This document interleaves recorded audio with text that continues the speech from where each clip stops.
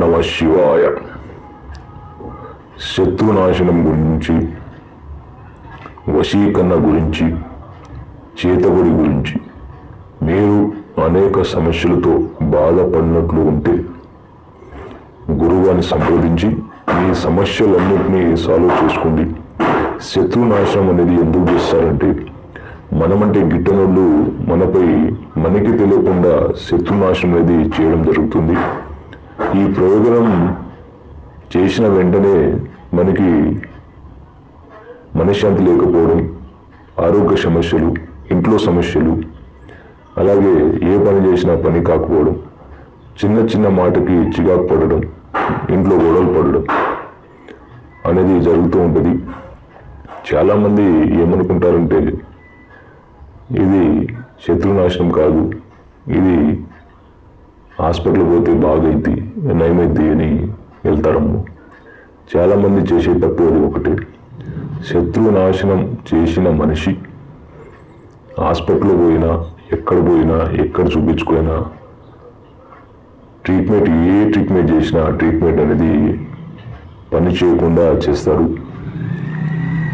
అదేవిధంగా వాళ్ళు ఎక్కడ తిరిగినా, ఏం చేసినా ఎలాంటి రిజల్ట్ అనేది ఉండదు. అందుకోసం మీరు ఈ శత్రునాశనం నుండి బయటపడడానికి అష్టదిగ్బంధనం అనేది ఒకటి ఉంటుంది.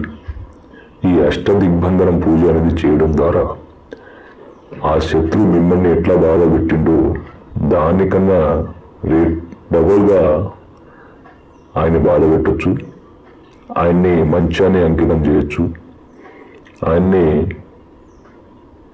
అసలు భూమి మీద లేకుండా కూడా చేయొచ్చు.